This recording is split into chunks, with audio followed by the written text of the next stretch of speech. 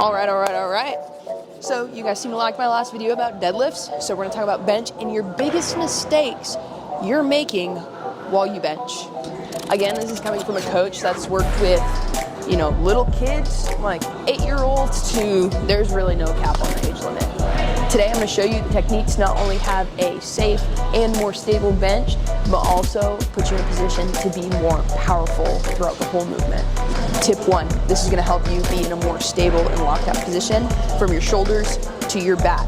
And you can even practice this without a bench, without a barbell, just standing upright. What you're gonna do, you're gonna pretend that you have a bar in your hand.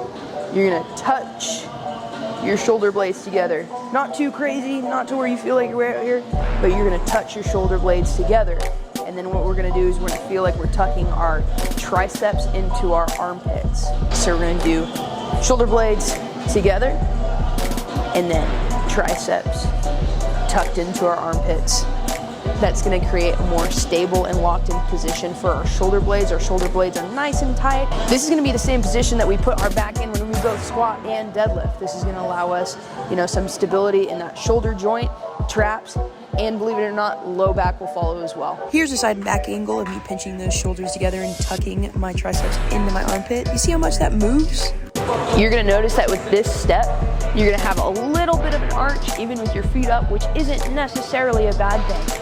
An arch only shows that our low back is nice and tight. You don't have to over-exaggerate it like a powerlifter trying to get an edge in a competition, but your low back should be barely, if not more than barely, off of the bench. Number 2, this is gonna have to deal with, believe it or not, our feet. We use our feet a crazy amount when we bench, whether or not we realize it, and if you don't, you're losing a lot of power. So what we wanna do, we wanna root our heels into the ground, our heels and toes if you're a beginner. If you wanna get more advanced, you can learn more about foot setup then. But you wanna root your flat foot into the ground. When you get set, get that low back, that upper back nice and tight, and we actually wanna push through our heels to our hands and use that strength and power when we get into the actual movement. Tip number 3, this is where you see a lot of beginners start to go down the drain with their bench, right? We want to use our back, believe it or not, when we bench and bring that weight slow and controlled downwards to our chest like a pole and then explode up off. Now what I mean by this, you hear a lot of people say, do a row, then a press.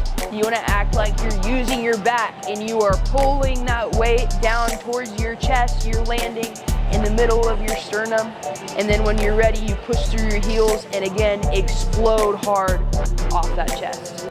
In this first video, you're gonna notice that I control the bar all the way down to my chest. I hit the middle of my sternum and I explode upwards. In the second video, I let the bar drop to my chest caves in, and I don't have as much power throughout the movement. I hope you use these tips to put a few pounds onto that bench press and learn a safer and more efficient way to bench. Like I said, I see these mistakes across all age groups. Sometimes I see them in the beginners, sometimes I see them, in our more advanced lifters. But take one thing away from the video and let me know how it works for you. And if you like and subscribe, that would be amazing. I love you guys. Bye.